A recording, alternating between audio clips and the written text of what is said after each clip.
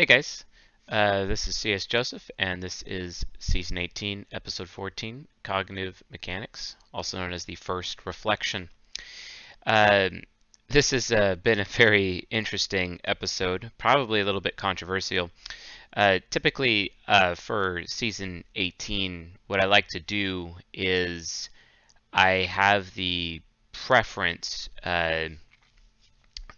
to do these for members every month, which we already did this episode for members basically, but this is effectively a reshoot, right? And it was necessary to do the reshoot. There's a lot of camera shake, a lot of interesting antics that made the show end up being like 2 hours and 15 minutes. So the team and I felt it was kind of necessary to actually do a reshoot, and since we already shot it for the members, we're like, you know what? This is what's supposed to be sent out for like emails, uh, once a month. So we'll just do this particular episode in a public manner. So that's kind of what we're doing. So this is like not normal, and when it comes to season 18, this probably won't happen again. So this is kind of like a one-time deal, like a one-time thing. So if you want to have the opportunity, oh, looks like I'm having some stream issues here.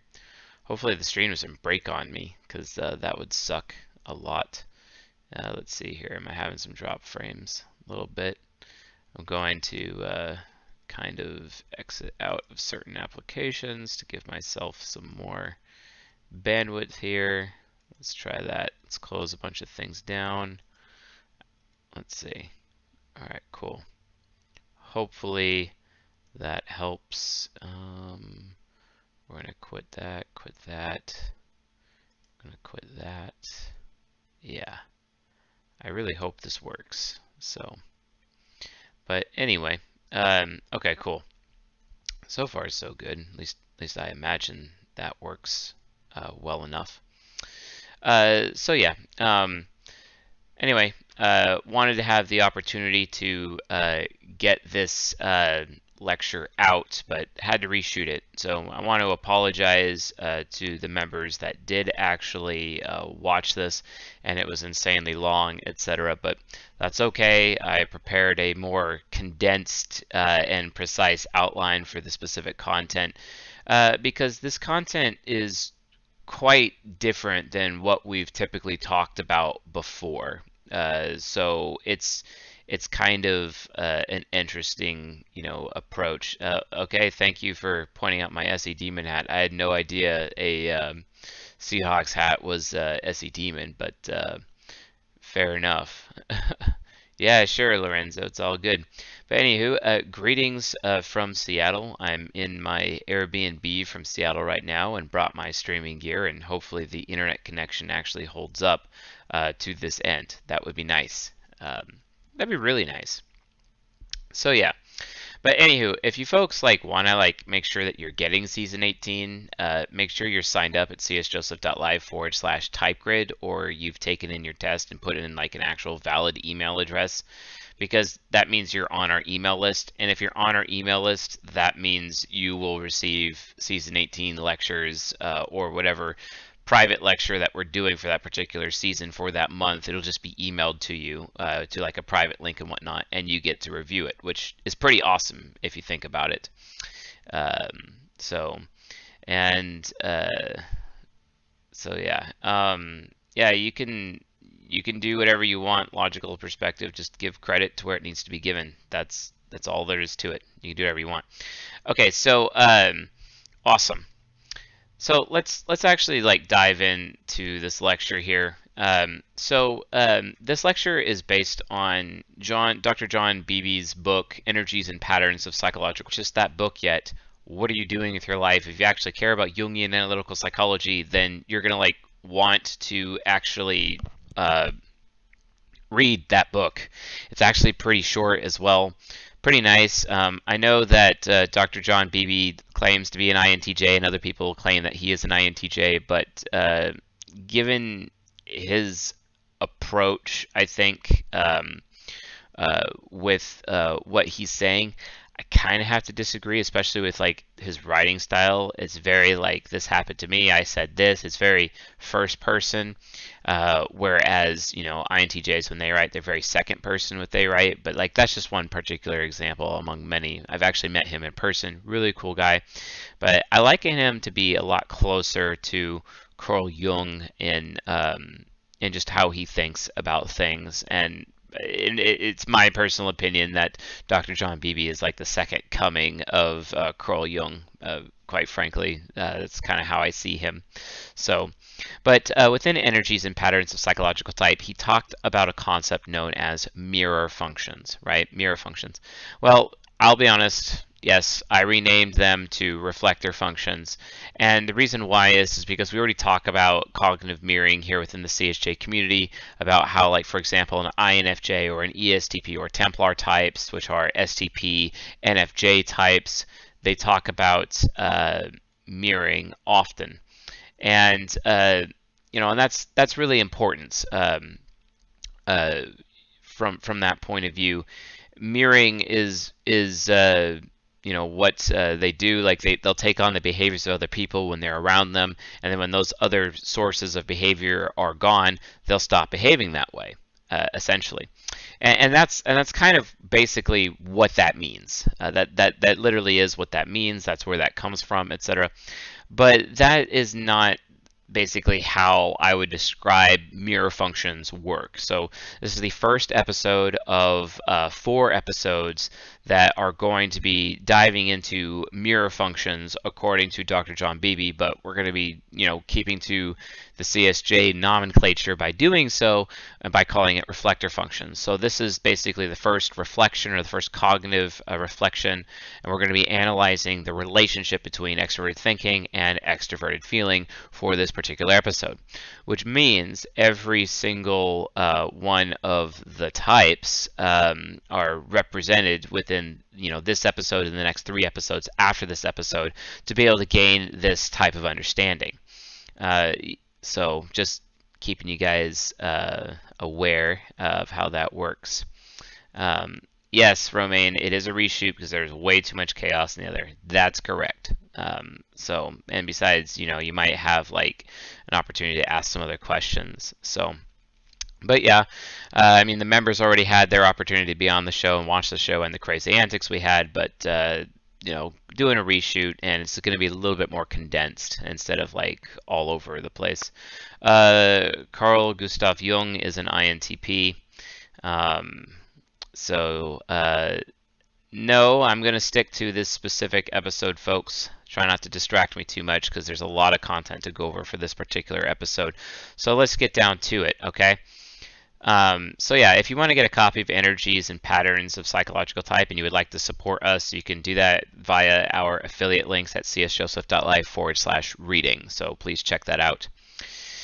Also, one thing about reflector functions that most people don't even consider or that they are unaware of is that if you watch this episode and the next 3 episodes, you can get a general understanding of how reflector functions work and reflection relationships between the cognitive functions.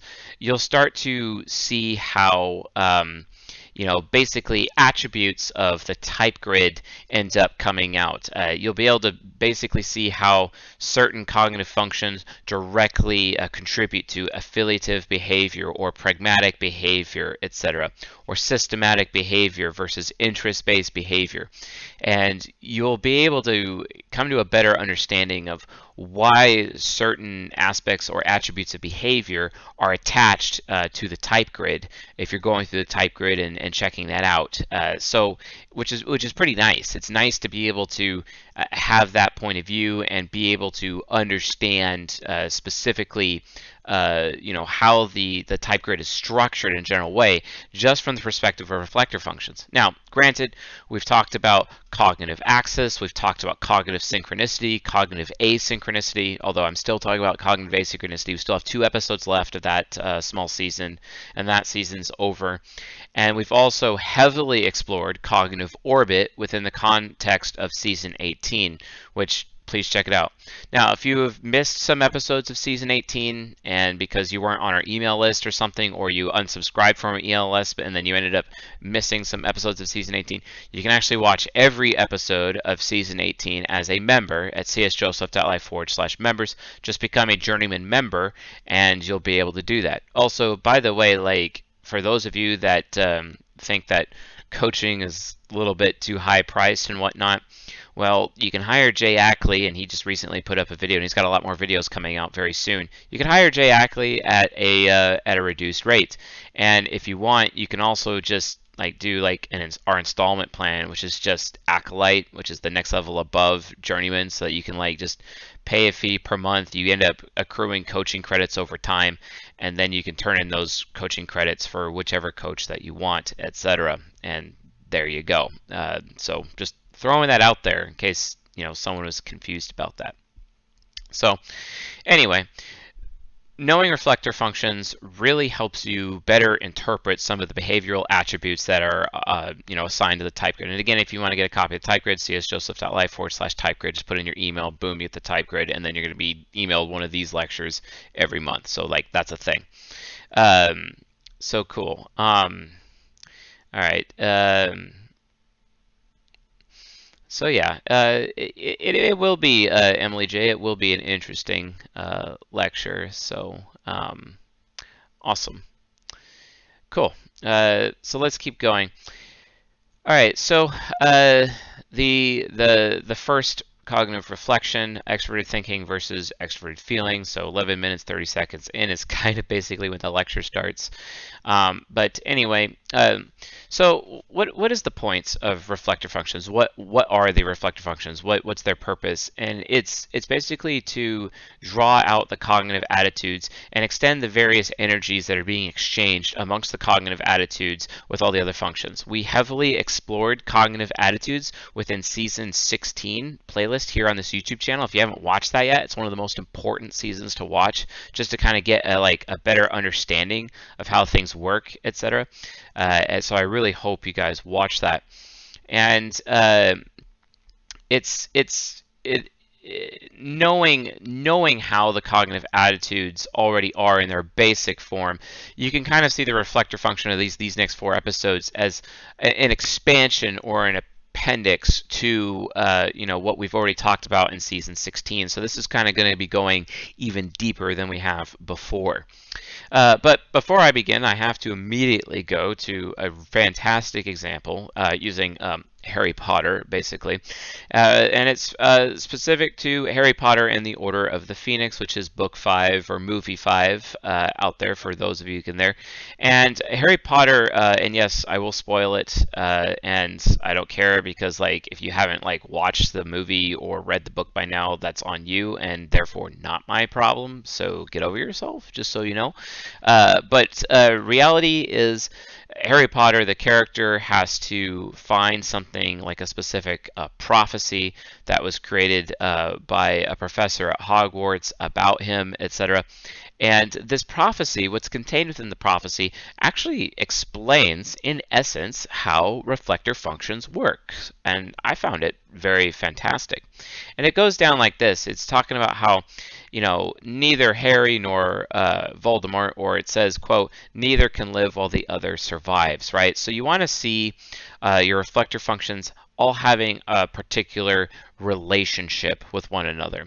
Kind of like how you have cognitive axis, where your hero function is linked to your inferior function, your parent is linked to your child function, your nemesis is linked to your demon function, your critic function is linked to your trickster function. Or you can look at cognitive orbit, where you have the hero connected to the nemesis, you have the parent connected to the critic, the child connected to the trickster, the inferior connected to the demon as well. Those are examples of cognitive orbit, and all of those are important from to that point, from that standpoint. But Reflector functions have a completely different set of relationships. And the set of relationship that they have is that the hero function is connected to the demon. The parent function is connected to the trickster. The child function is connected to the critic. And the inferior function is connected to the nemesis. This is basically a third set of connections, or back doors or front doors, as you will, doors to different cognitive functions based on the position within your ego and your unconscious, right? And later in the lecture, we're going to be talking about how, Carl Jung made the statement about, how, it's important that, we go out of our way in life to make our unconscious conscious.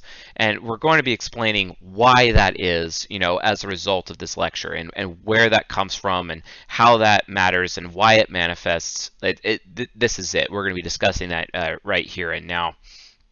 So, anyway,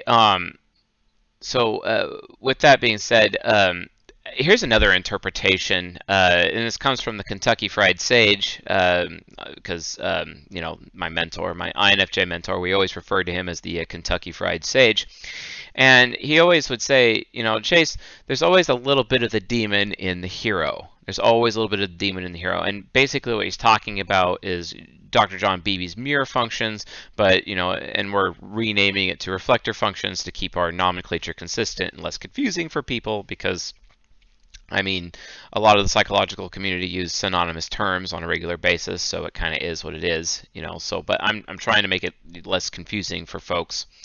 But yes, there's a little bit of the demon in the hero. So let's actually discuss that. So the first reflection is extroverted thinking as linked to extroverted feeling, and it has a lot of different links to do that. So let's actually review how that looks visually. So I have the trusty whiteboard from forever ago. I hope you guys remember the Target whiteboard. Wow, it's like really horrible. Oh, and by the way, I started running out of ink with the dry erase marker today. So yeah, the actual marker that came with it, it finally just decided to die today. But yeah, so yes, the first reflection. So there's a lot of information here. Now these basically demonstrates how these are linked.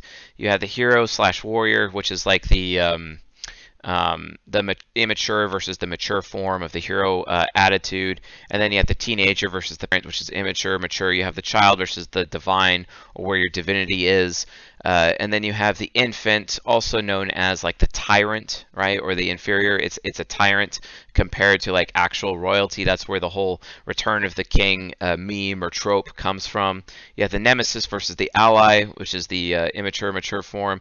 Then you have the senile old critic, old man, versus the wise critic or old man. Then you have the trickster versus the master, and naturally the demon as the angel. But if you look over here, you can see how all these functions are actually linked together. So for example, you have extroverted thinking, which is up here, which is linked to extroverted feeling, or extroverted feeling is linked to extroverted thinking at the bottom. And then the next link is the parent is linked to the trickster, the child is linked to the critic, and the inferior is linked to the nemesis and the ally. And what this does is this creates something known as battlegrounds. And I cannot take credit for the battlegrounds, because the battlegrounds that our very own Chris Taylor within the CSJ community seem to have come up with. Holy smokes, I just realized my headset might die. That sucks. That's okay, I have a spare battery for it, so we'll see how it goes. Let's see how long this lasts. But the point is that he discusses something known as the battleground functions, and the battlegrounds basically are so for example, you have the hero connected to the demon, and that's the battleground of Titans, for example, because they're both Titans. They have a lot of power, and they have competition. Think about it this, the four sides of your mind is like a house, right? And each side of your mind is a room within the house. It's like a 4-bedroom house, basically. And the demon is well, crap. The hero is my roommate. And the superhero is crap. The ego is my roommate, and I have to make peace with them. And the hero can overpower me and put me in my box, but I'm like a person too, right? So what about me? And I got to live with them. So So yeah, I'll make peace while I can, but then every now and then the hero is going to be like bogged down and overwhelmed, and then that means I can come out of my room and start wreaking havoc, etc. It's the same kind of concept. Well, that's one way that reflector functions actually come out, because it can actually demonstrate or create a lot of negative or destructive behavior within a human being, in as much as it can also, through maturing and growing, for example, lead to a lot of mature behavior instead of immature behavior, a lot of constructive behavior, basically, as a result of these cognitive reflectors, right? And so it's important to keep track of that. It's important to know, like, where you are, because if you know where you are on this, you can kind of see areas of development that you would need within your life. And we discuss a little bit about this within the context of season 19. If you want to get access to season 19, all you have to do is just take the test, and then you'll be sent to like one of you'll be sent to the page with the results, and you could buy for like $37 the 2 private lectures and all of the public lectures for that type in that place, etc. All in one place, and you can have access to it for your type. But then it'll like send you to like an upsell page where you can get all of them for an insanely reduced rate. So you get like all 16. And this is where you go to csjoseph.life/portal, and you can see all of the different Discover XYZ type. All of those contain individual season 19 episodes, as well as the first 8 season 14 relationship episodes, all in one place. And those episodes really help demonstrate, a person's path towards personal growth, etc. And that's important. That's very important. The difference is, though, is that while that really focuses on cognitive gateways and being able to develop the individual 4 sides of your mind, you really want to also pay more attention to the granular approach of reflector functions, because reflector functions will give you kind of more of an individual localized pathway for self-development. So you can be a little bit more focused about it and recognize some of the other internal issues that may be happening. Because while it's great to eventually master all 4 sides of your mind and reach integration and enlightenment, the thing is that will not occur unless you get a better handle on your reflector functions, as a result. This is all, very necessary, etc. So yeah, that's a thing. Okay. Yes, hello everybody who are joining. Let's see some more likes. You got 88 users, but like not very many likes, and I just might like get up and decide to go to the bathroom. And if you want to prevent that from happening, then just give me some more likes, please. That would be nice. So moving on. So when you're talking about like, so let's look at like let's go a little bit deeper on the individual reflectors, like from an attitude point of view. Obviously, TE, FE, you have the first reflection, but then you have the hero versus the warrior, which can turn into the demonic hero, or it can turn into the angelic hero, which angelic hero is kind of more closer to the warrior. And then you have the teen versus parent, so you have the foolish teenager or the masterful teenager, etc. Or you have the inner child, which can be like the divine child, and you can end up having a senile child or a wise child, etc. It's kind of like that young man that talks, or the little kid that is super wise all of a sudden, that no one like even thought that child would like have such wisdom. This is exemplified within like King Solomon. It's also exemplified with the young man as described in the book of Job as well. Those are some examples of really, really young, super wise children, etc. And then there's also like the infant versus the royalty, which could be like the high chair tyrant or the allied king, etc. And then there's the nemesis ally approach, which would be like the infantile nemesis versus the royal ally, basically. Or there's the senile/wise critic, which could be like the childish critic or the divine critic, etc., which is more of the version of the wise critic, etc. Plus, then you have the trickster versus the master. So like this would be like the foolish teenager, or the responsible, masterful, parent, etc., or the responsible, the responsible master, basically. And then there's obviously the demon versus the angel, which would have the heroic demon or the warrior demon, and the warrior demon would be actually be more angelic, essentially. A warrior angel, also like the archangel, essentially, was probably be more appropriate with the nomenclature there. So all these levels of reflectors within cognitive attitudes are absolutely necessary, and you have to kind of understand how these reflectors within your cognitive attitudes, within your 8 attitudes, like these, etc. Going in through these 8 different attitudes, all extremely necessary to know, so you can kind of help measure your own personal growth, or where you are as a human being, etc. So it's definitely a thing. So yeah, okay, and but anyway, as you can see, like, the energies that each of these cognitive attitudes have between this hero versus warrior spectrum, or this demon versus angel spectrum, they're exchanging energy with one another. They're exchanging energy with each other constantly. They're exchanging energy through cognitive axis. They're exchanging energy through cognitive orbit, which is what we talked about earlier in the season. They're exchanging energy through externally, through cognitive synchronicity and cognitive asynchronicity. So those two are external. These two are internal, which is axis and orbit, and a third internal exchange of energy is actually coming through of these cognitive attitudes is coming through reflector functions. So that's just kind of how it works. That's how energy is exchanged between you and your cognitive functions, etc. To that end. Need more likes, folks. I gotta have some more likes, please.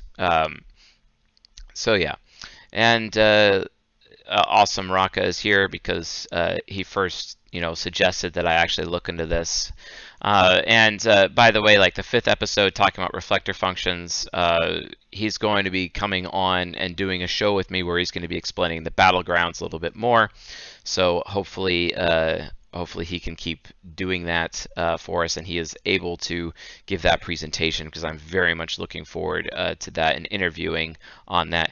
Yeah, I know, right? Yeah, thanks for the branding shout out there, bro, because like I didn't want to confuse people since we talk about mirroring with Templar types, so I had to I literally consulted my favorite dinosaur doing this. If you guys don't know, my favorite dinosaur is Thesaurus, hashtag dad joke, right? I mean, I do have an infant right now, so like, hashtag dad joke. So, okay, if you have to ask why I need the likes, please, Google that, please, just please. All right, but anyway, the bottom line is like there's multiple ways that cognitive functions can borrow each other's energy. Sometimes they spin on an axis, or they float on an orbit, etc. Or sometimes they're just uniquely plugged together and they're just right there, ready to go with that energy exchange, etc. So in general, this is kind of like the direction, of development within the cognitive attitudes in relation to each other, with the direction of how they're linked through reflection. So like, for example, FE is a reflection of TE and vice versa. TI is a reflection of FI and vice versa. NI is a reflection of SI and vice versa. NE is a reflection of SE and vice versa. So these functions are also exchanging energy with one another, and this energy is passing through the barrier between what is conscious and unconscious, what is your ego versus what is your your shadow, essentially. And this really maximizing this energy exchange, even in some cases even in a destructive way, but mostly preferably towards a constructive way. Maximizing this energy exchange is what will really help you develop your functions and get them more away from the hero approach to their cognitive attitude and closer to the warrior approach, or the demon approach to their cognitive attitude, more closer to the angelic. Or as we say, via cognitive transition or cognitive gateways, the expedient route to the more meaningful route, or the chaotic route versus the more orderly route. That's why we're talking about this, because it's that important for the sake of your personal growth. It's absolutely critical. So, yeah. Thank you, Dio, for explaining to people. Awesome. Okay. So anyway, Uh, but let's actually provide some specific examples as to how these functions actually work and how this energy is being exchanged, right? So let's talk about the destructive reflections first. So the destructive reflections of extroverted thinking versus extroverted feeling, where they're either both immature or they don't match their cognitive development, or one of them is mature versus one of them immature, etc. But they are incomplete. They are not complete within their journey towards maturity, or their journey towards development, or their journey towards enlightenment, or their journey towards being more meaningful and less expedient, etc. However way you want to describe it, it doesn't matter. It's all the same anyways, symbologically speaking, from an expert intuition standpoint. But yeah, let's give an example of what extroverted thinking hero looks like compared to extroverted feeling demon, right? So, like for example, quote, "If you follow my plan, then you're human." Wow, you guys don't follow the plan that I made, so you obviously don't care then, so I will just treat you like a number. You're only human to me if you follow your plan. So this is something that we consistently see amongst extroverted thinking heroes on a regular basis. How often are ESTJs and ENTJs both accused of treating people like numbers, right? How often do we see that? We see it all the time. It's because, Effie Demon just doesn't really give a damn about how other people feel, and as a result of that, it's usually because they've been conditioned over time because they like to make all these amazing plans. Well, they end up treating people like machinery as a result, and it's because, only a machine could actually follow their plan or their procedure that their extroverted thinking utilized, because TE Hero is very systematic. So this is an example of a reflector function group, which is TE Hero to FE Demon. You already know that this grouping is systematic. So this is an example of how cognitive functions show on the type grid how something is systematic, right? Just like how FE Hero to TE Demon, guess what? All FE Heroes are affiliative. That's an example of how something can be affiliative or should be affiliative, or why it's affiliative on the type grid, right? Literally right here, we could see this right now, okay? So yeah, TE Hero is all about, making these plans, and the thing is, the problem is that the more immature the TE Hero is, then, well, guess what? Their plans aren't actually going to account or have the accountability for human beings. They're really just going to end up treating people like numbers or machines or like cattle, which is really frustrating. And this is oftentimes why, immature or young or underdeveloped TE heroes end up getting a bad rap or bad reputation or bad status with other people, because they just come off so uncaring. And it's because they're putting all of their desire and all of their faith into the system or their plan, where they're putting their plan above humans, which is not really an effective way to go. And it's so interesting because you can see this all the time with people like Jeff Bezos or Tim Cook, because they're both TE heroes, for example. It's extremely common with them and with how they approach it. You gotta watch out, because they're putting function over form. They're putting the system above the people, and that can be a problem, right? So, and then we have, the FE Hero versus TE Demon, which is just as effed up, let's be honest. So, quote, "Only my opinion here matters." The only opinion in the room amongst all these people here, the only opinion that matters is mine, because I care the most, because I go out of my way to care about everybody else. Therefore, you have to listen to me. You have to listen to my opinion. My opinion matters the most. You only have status because I helped you build that status, right? And this is kind of where you can see that FE Hero entitlement, and that TE Demon all of a sudden just doesn't give a damn about anyone else's status, anyone else's reputation. Anytime, and this is why they're TI inferior if they feel like they're not being listened to, even though they expect everybody else to listen to them, and even though they will not listen to anyone else, is because of their TE Demon not caring about anyone else's opinion or anyone else's status or anyone else's reputation except for their own, because they see themselves as entitled to it because they're the one who goes out of their way to help everybody else. Thank you, FE Heroes, for being so entitled. Thank you for that. Great. And you elect your guy. You folks don't even ask for help, which is also really frustrating because you not asking for help continually puts you in the position of helper. But then when you help people, you destroy everyone else's voice and put your own voice on a pedestal for everyone else to see. And then you expect everyone to listen to it because you're the most caring person who is present. Wow. This is why people in California, those women in California, those ENFJ, ESFJ women in California who constantly talk about asserting their grandparent rights. Wow. And will take their own children to court over how their children are raising their grandchildren. And they will destroy the reputation of these new parents, these children of theirs, in favor of, asserting their TE demon grandparent rights. Wow, that's effective. Wow. Oh my gosh. It's so annoying. I hate it. I literally hate it. Stop doing it. Just stop. Okay? Yeah. And then of course, we have TE teenager, like TE parent, versus extroverted feeling trickster. Okay, this is the next level down. So we've just gotten done with the hero and demon destructive reflections. Let's go down to the parent versus trickster reflections. Here we go. Here it is. Quote, anything goes, or anything can be normal. Okay, so let's talk about that. So in INTJ, they have FE trickster, and because they're FE trickster, they are accepting of literally anything. Anything can be acceptable, right?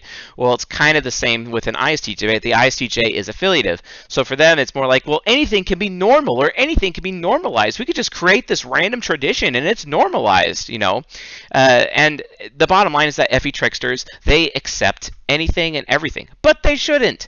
Anything is acceptable. So TE rules are created that end up lacking principles and don't even follow social norms. They don't even have to follow social norms. And then they make other people in their lives that are closest to them live by those rules, even though those rules have absolutely no social backing whatsoever, because anything goes, or anything can be normal. It's like, wow, that's like super destructive. Like, really? Come on, TE parents, really? What the hell are you doing? How do you think you're going to be dignified or have like an actual status or reputation among people when you constantly have this anything goes or anything can be normal attitude, and then you enforce that attitude on other people? Because you know what happens when you do that to other people? You are making them and keeping them ignorant. Because of your ignorance of social norms, you are creating rules and standards based on that ignorance that cause other people around you to be stupid, cause other people around you to become ignorant or make them more ignorant. This is what happens with a destructive reflection of extroverted thinking parent versus extroverted feeling trickster. What the hell? What are you doing? It's when your parent is being a teenager, not a parent. Unbelievable. Literally unbelievable. You're literally like a teenage mom, who like is loose with her ethics and her social norms and breaking social norms by getting pregnant. You know what I'm saying? Teen mom. And then all of a sudden, like, pretending that you have these rules over your child, even though you broke the social norm of getting a teenage pregnancy to begin with. Thank you very much, TE parents, for this. Thank you very much for contributing that to society. That's fantastic. Or we can look at the extroverted feeling teenager, aka parent, right? And their TE trickster. Quote, I'm just going to listen to everyone without any filter, which makes FE parent create and enforce social norms that are worthless and irresponsible. And then I'm going to force everyone in my life to live by those social norms. Yay! Wow. Even though, like, you're literally listening to anyone. It's just like how my ex-girlfriend is like, hey, wear this crystal, it has superpowers. And I'm like, wow, who did you listen to tell you that, for you to come to that conclusion? Have you even bothered to verify that? No, you're just going to adopt other people's beliefs and then force other people around you to live by those beliefs that you randomly adopted, even though you never actually verified them. Thank you very much, FE parent and TE trickster. Thank you for destroying my life. for subjecting me to, church dogma without verifying it yourself. Thank you for, subjecting me to the cult of the family, the cult of the church, the cult of the community. You want to know which of the cognitive functions are the most cultish? Those are FE parents, folks. FE parents. FE parents. Consistently. This is a serious problem. Okay? Like, literally. That's where it's from. It's so interesting because ENPs are often accused of creating cults, etc., and having those maniacal evil cults. But the reality of the situation is, folks, it's actually the FE parents. They're just not so easy to spot. You know what I'm saying? You can kind of see Jesus doing it with the disciples. You know what I'm saying? You can kind of see that. So yeah, you might want to holding. Just let me know in the chat, guys. Let's discuss. Oh, hold on. Still at drop frames. Okay. I'm gonna restart the stream. Stand by. Okay.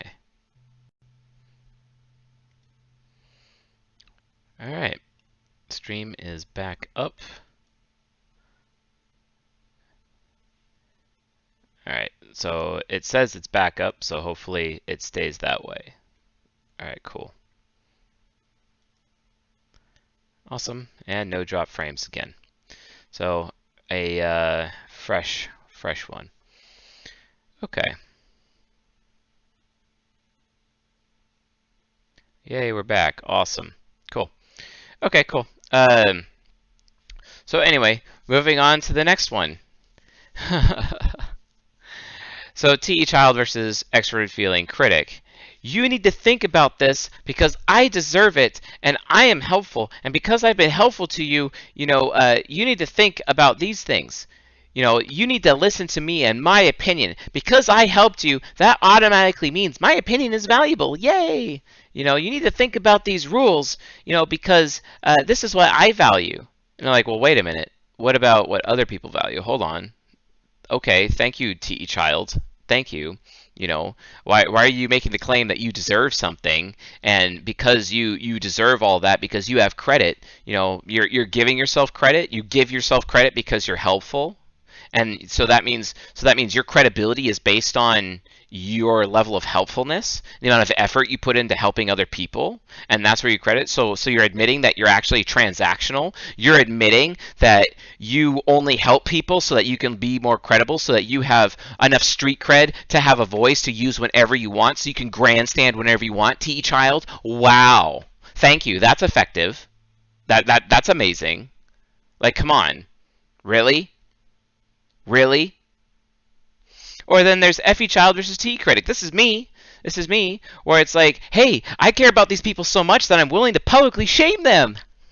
Or I'm going to expose others for their stupid, right? So they stop being stupid and stop harming other people. And I'm just going to use that as my justification to expose other people and publicly shame them whenever I want to, and absolutely destroy their status and their reputation whenever I want to without any consequence whatsoever, right?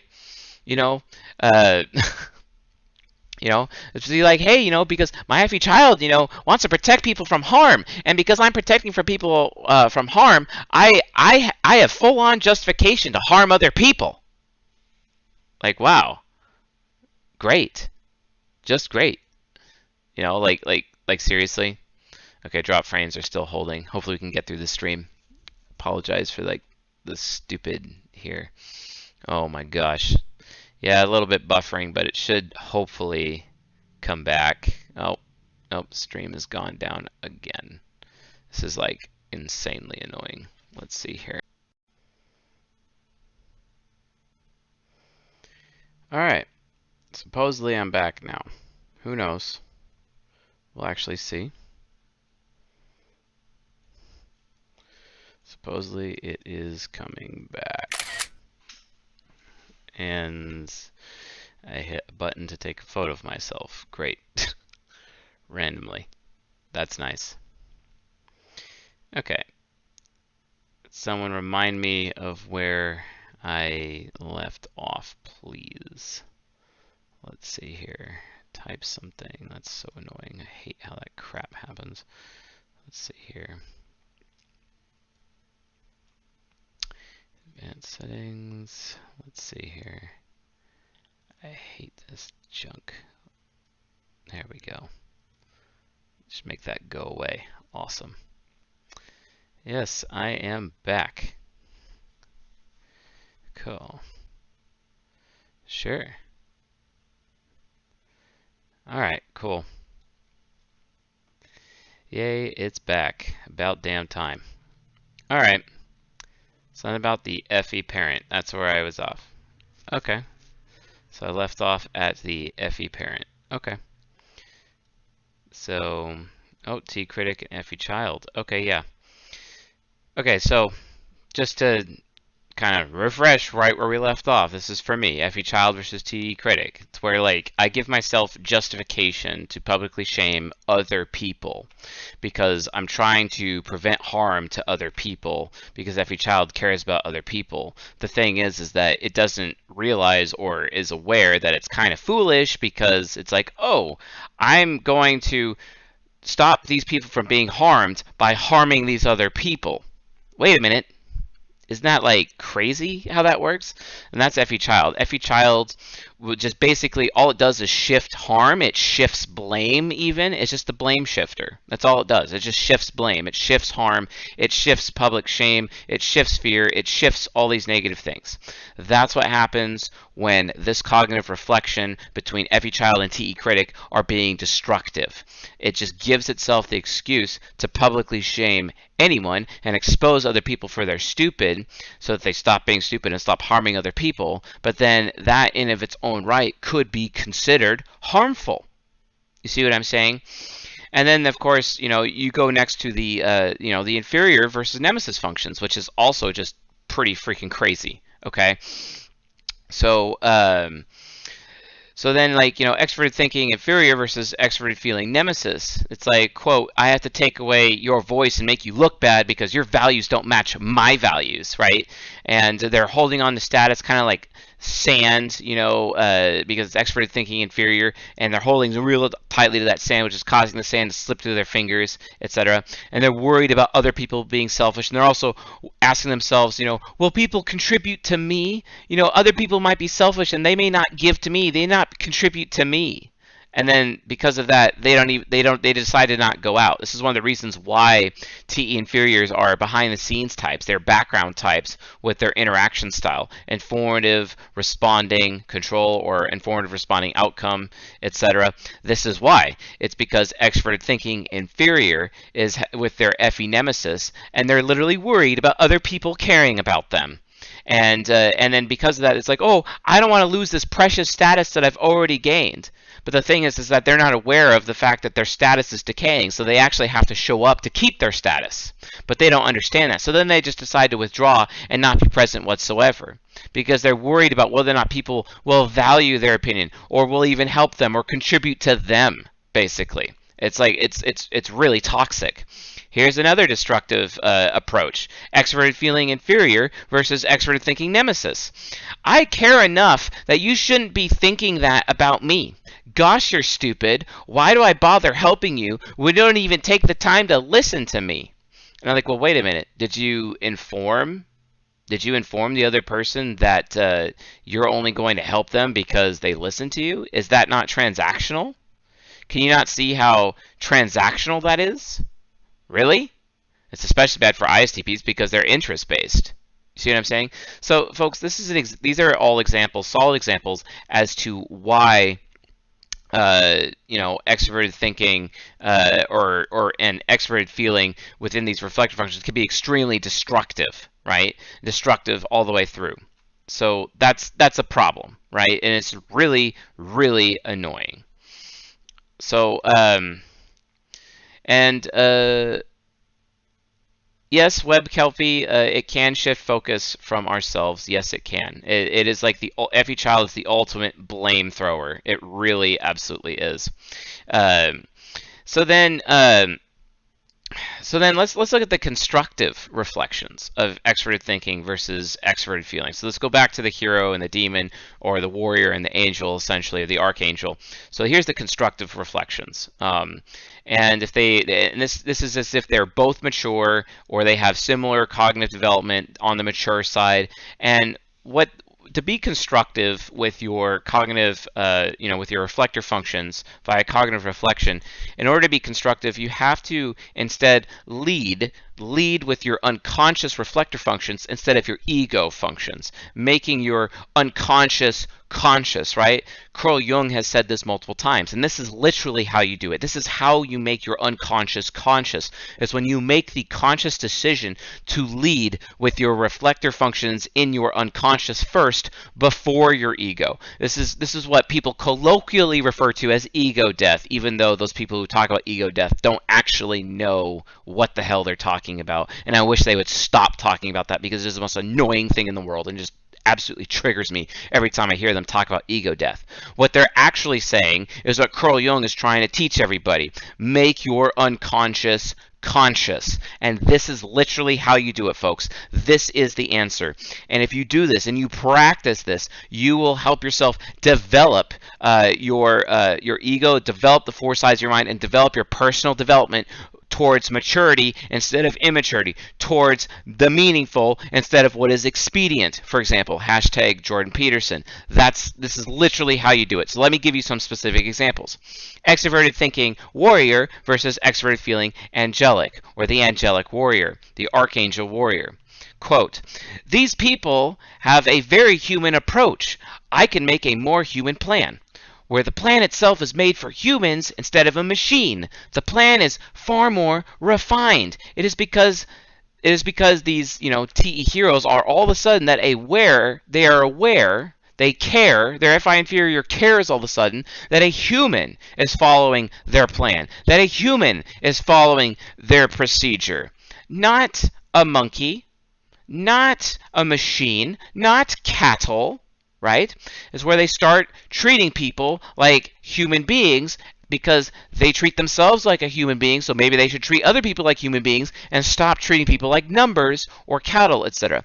It's because whatever plans and processes that they make to keep track of all the tasks, keep track of the schedule, keep track of time, keep track of widgets, etc., always has like a percentage of it. It's very human centric. It's all focused on the human approach and the humans who will be conducting that procedure or conducting that plan, right? Or conducting that process, that extroverted thinking procedure. It's very human focused. It's not numbers focused. It's human focused. They're not so focused on how much profit they're going to extract from these humans. For example, really bad example came from a company in Seattle, and I'm in Seattle right now, so it's very pertinent.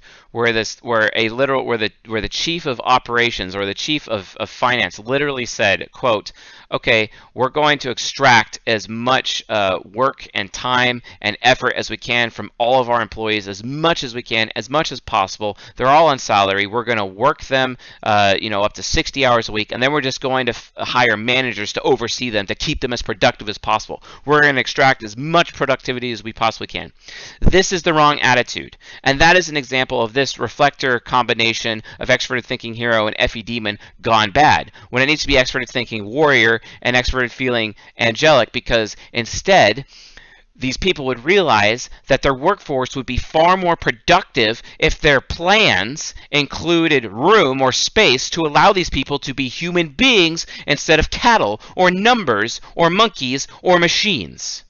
It's not that hard. You ever hear about the saying, "It's so easy a monkey could do it"? This is where that comes from. This cognitive reflection, these reflector functions, is exactly where that saying comes from. That's why it exists, okay? All right, let's do the next one. Let's do the next version. Extroverted feeling warrior and TE angelic. So this is FE hero versus TE demon in the healthy constructive approach, right? An angelic warrior. Other people's opinions actually matter, because the TE demon cares about asking someone's opinion to raise the standard of extroverted feeling care. Quote, "I could be more efficient or have a higher standard of care if I just ask other people their opinion before I execute said care, because that makes my care more efficient. Huh. Wait a minute. So the FE hero is admitting to themselves, via humility, that they could have a higher quality of care delivered to people that they're caring about. What if this person is a nurse? What if this FE hero is a nurse? Because they're first asking other people's opinions about how they could be more efficient about caring for other people, instead of just assuming with their TI inferior that they're already the best at caring and only their opinion of how to deliver said care matters the most. Oh, okay. Okay, yeah, that makes sense. Okay, great. Okay, fair enough. So, not asking other people's opinions before caring reduces the quality of care, folks. Asking other people their opinion about how you would care before you do it is not the same as asking for help. This is one of the reasons why FE heroes don't ask for help, ever. Because it makes them feel worthless because of their FI nemesis. The thing is that asking somebody their opinion is not the same as asking for help. You're just literally having them share their opinion with you so you can be more efficient at helping, which is what you should be doing, which is the mature variant of this cognitive reflection. So make sure you do that. Okay? So seriously, make sure you do that. All right? And then let's get down to the parent function. This is extroverted thinking parent versus extroverted feeling master, right? This is the masterful parent. Finding out what other people value allows the extroverted thinking parent to be more responsible with the rules. For example, from Naruto, right? Naruto's master, Kakashi, right? And it's nice to have rules, but guess what? All rules are subjective. And allowing certain rules to be broken for the sake of other people is what this cognitive reflection in its constructive form is all about. So Kakashi had a lesson for his students, Naruto, Sasuke, and Sakura, and he explained to them that those who disobey the rules are trash. They are scum. But those who abandon their friends or leave their friends behind are worse than scum. You see, there is a moral or an ethic that is behind the TE parent rules. And the ethic is, consider that people come first before your little rules. Your little rules may not actually matter before people matter, TE parent. So, for example, social norms obviously just don't matter that much, but have their basic social normal, which basically means do no harm. If you're an extroverted thinking parent and your rules are actually harming somebody, you're doing it wrong. You're being immature. You need to mature up, right, and recognize through cognitive reflection that maybe you should be focusing on do no harm with whatever rules or standards you actually create. This is why the Hippocratic Oath exists. It comes from extroverted thinking parent. The Hippocratic Oath is the best concrete example of how constructive this cognitive reflection actually can be between TE parent and extroverted feeling trickster, or when in its masterful form. Okay, remember, those who break the rules are scum, but those who abandon their friends or leave their friends behind are worse than scum. Never forget the lesson of Kakashi, because that's where this comes from. All right.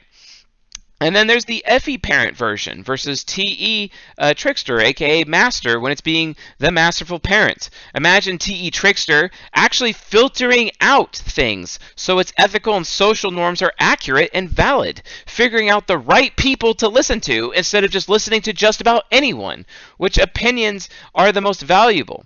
Appearances are deceiving to TE tricksters because of the fake social proof like credentials and training and credibility, which is all fake and subjective, and they assume without verifying that those opinions are more valid. Oh, he's got a doctor and he has these credentials, so his opinion is more valid, so I could feel safer about taking the COVID-19 vaccine. Right. Okay. Sure. Did you actually spend time to verify? How do you know that? How do you know? How do you know that you can trust that person? How do you know? Because they have social proof? So you're making your little TI child decisions based on other people's social proof that you could see with your FE parent? How is that healthy? How is that constructive?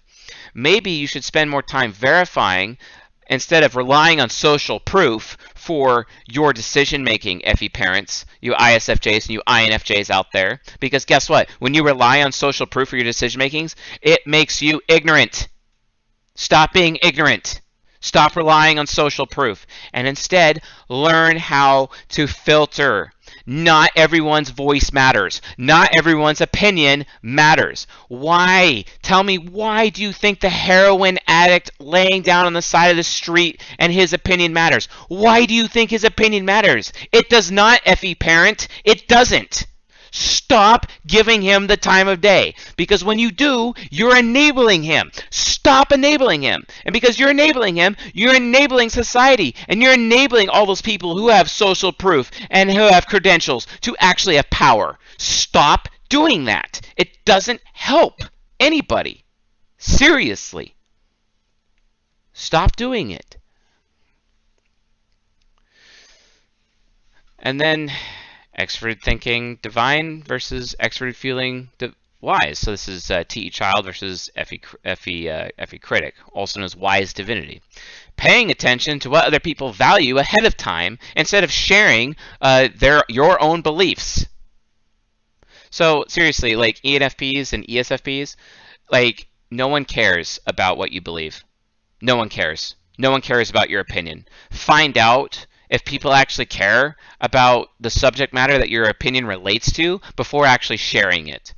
Exercise some patience for once. If you exercise some patience, you might be more constructive with this cognitive reflection. You might be closer to maturity and actually being meaningful, because then you would actually know that your TE child's opinion would actually be meaningful to be shared with at that moment in time, because you actually spent the time to find out if the other person actually values it or not ahead of time. You might want to do that. Like, seriously, you might actually be successful in your life. People might actually respect you. People might actually want to be around you or will be willing to stick around for you. People will actually love to hear your opinion or actually find it valuable, because you're trying to check what they value first before you share your values. It's not that hard. Like, be mature. Grow up. Grow up, TE child. Grow up. And then for me, oh yes, extroverted feeling child versus extroverted thinking critic, also known as extroverted feeling divine versus extroverted thinking wise, or the wise divinity.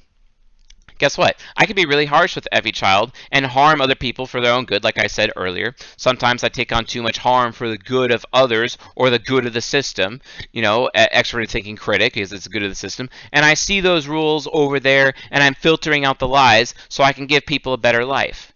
So the problem is that, like I said earlier, is that, you know, I'm shifting blame or I'm shifting harm from one group to another. The difference is that every child needs to learn to take all of the harm onto itself and learn how to become the pariah with its behavior and thus lead by example.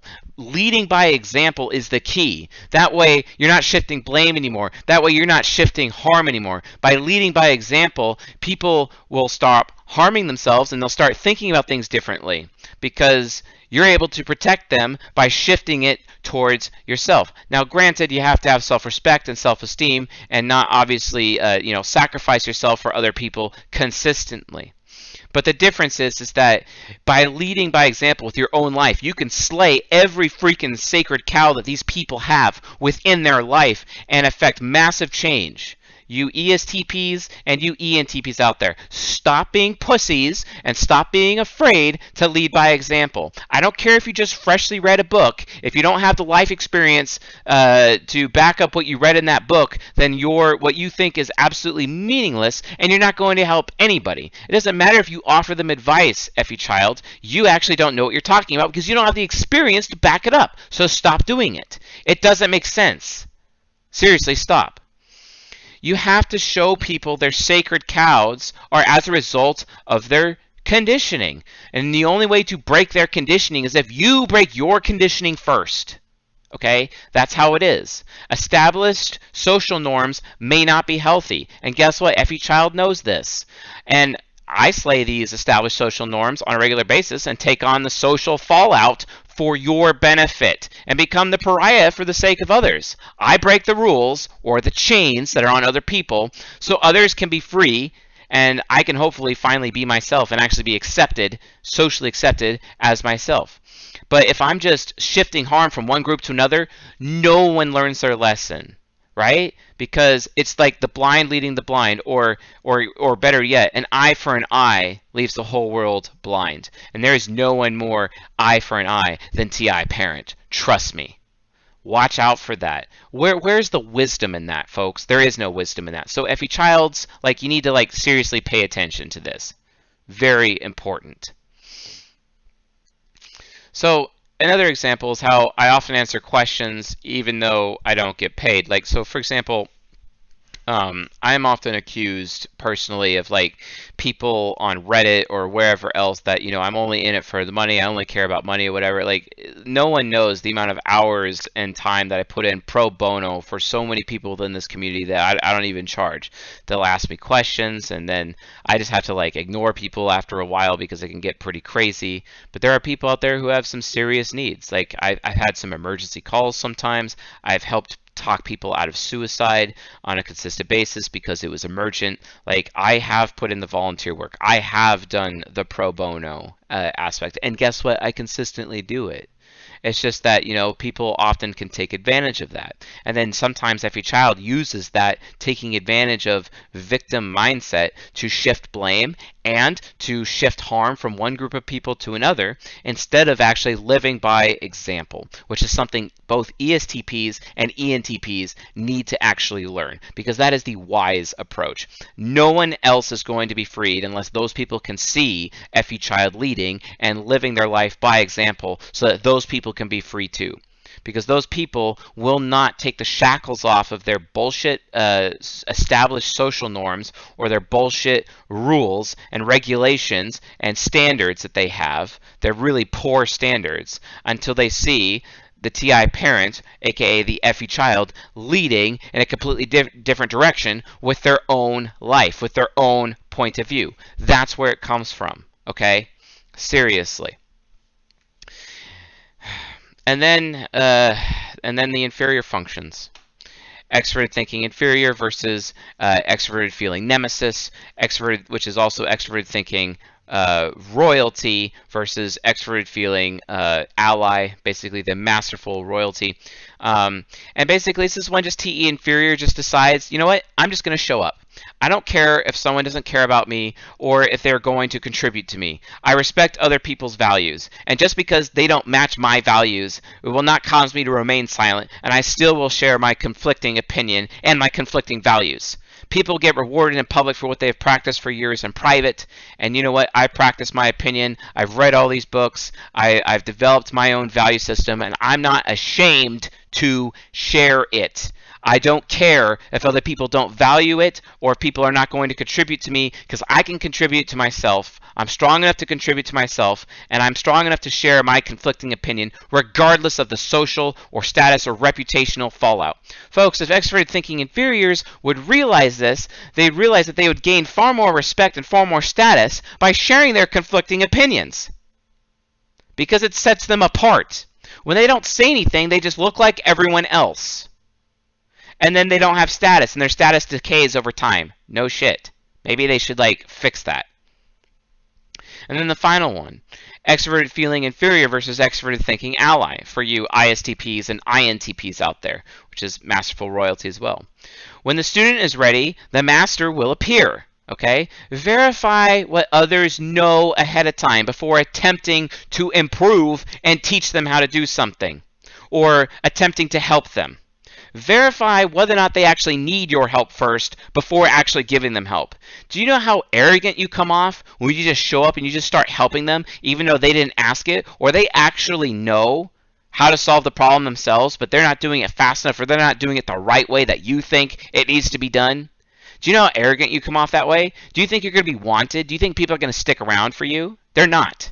They're going to abandon you, and they're not going to invite you to things. SE parent and NE parent. Pay attention. Verify. Find out what people know first before actually offering your help. It's that simple. Do it. And guess what? Your reflector functions will mature. Okay? Remember, folks, reflector functions enable each other. The immature enables the mature, but the mature does not enable. The mature provides accountability. Lead with your unconscious functions, with your reflector functions first, to develop your own personal maturity. Like Carl Jung said, in order for you to have a good life, in order for you to be the most advanced version of yourself, you have to make the unconscious conscious. It's very important because it will literally lead and direct the entire path of your life until you do this. Okay? It would be like, like if you're doing this, if you're doing what is meaningful, not expedient, it's like TE Trickster, like filtering out things, or like my daughter who has, TE Child. If she's not enabling her TE Child and her opinion, but she's trying to find out if other people would value her opinion before she shares it. That would be amazing. That would be absolutely incredible. Also, shout out to Chris Taylor for turning me on to this side of Dr. John Beebe's book, Energies and Patterns of Psychological Type. If you'd like to pick up a copy and support this channel, please go to csjoseph.life/reading and click on our affiliate link. That would be fantastic.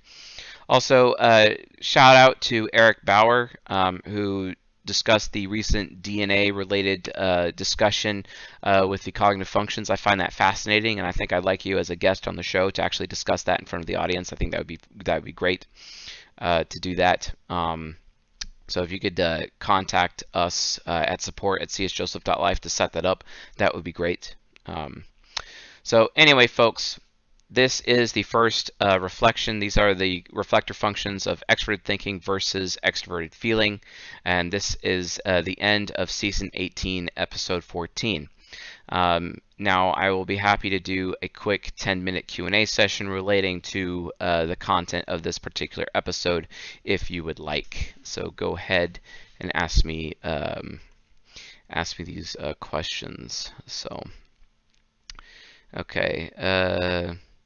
INFP, study humanities at a mainly leftist university, and it's really hard to say my opinion, but I found people that respect me even though they don't agree with me in a lot of things. That's right, Estevan. Keep doing that. Keep doing that. It will help you reach maturity faster and thus happiness in life. So yeah, how do you ping people? I don't know what that means. Yeah, folks, like this is some of the stuff that we talk about in Season 18. If you want to get it like emailed to you, csjoseph.life/typegrid, sign up for the type grid, put in your email, resubscribe to our email list if you are not on it anymore, or take our test, give us your email, and you could receive Season 18 episodes like this for free in your mailbox every month. This just happens to be a reshoot, and that's why it's out right now in this format, but the next episode is not going to be public like this, so you might want to like pay attention to that. Why do ISFPs choose to be bachelors? Because ISFPs are worried about whether or not other people will value them. Okay. Can TE Master be achieved through great effort and trial and error? TE Master can be achieved through verification, just asking questions instead of assuming that you already know what the truth is. Okay. Fast track ways to developing SE Trickster.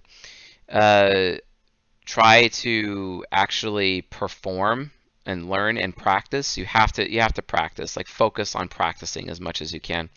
Ashley Otto asks, how can an INFJ transcend their mercurial states of being and be more present in the now? Again, through practice. Expert sensing is all about practice. How to develop TE Trickster as an INFJ? Ask questions instead of making statements, Kitty Blossom. Can you say, guess who's back, waifu? Can you say a way to verify if it's possible to do an energy exchange between reflection functions instead of using an extroverted one in the middle of the way? I don't know what you're asking, and I don't think that's accurate. Shai GGS, how can we learn the art of language to share this with others without burning them to the ground? Not when you're on a rant, but in person you have the ability to do this and want that ability. Shy Gigi, look into the Socratic method. That would help. Okay. What should TE Trickster look for when they do filter people's opinion, advice, and thoughts? Instead of looking for social proof, look for other people who have actual experiences, who have actually done and followed that person's advice or that person's opinion. Look for the fruit. Look for the results. Look for the freaking outcome. That might help. How can INFPs overcome their selfishness? By being more helpful and offering help to other people. Okay. What do you think of the... That's not relevant. So, yeah. Okay. Well, it looks like that's it for questions, folks. Seems that the relevant questions have stopped. So, thank you all for watching. It's been awesome, and I think I'll see you guys tonight. So I'll see you then. Oh, hold on, Stellar Memer. So if I hypothetically read books like The Rational Male from the reading list, I shouldn't be telling people how valuable they are until I apply the concepts. Yes, yes, apply things that you read first before offering advice. Is reflector functions other backdoors to the ego? Technically, yes. Color of the sky, yes. All right, folks, that's it. I'm out. It's good to see you all again, and glad to be back. And I'll see you guys next time. So later.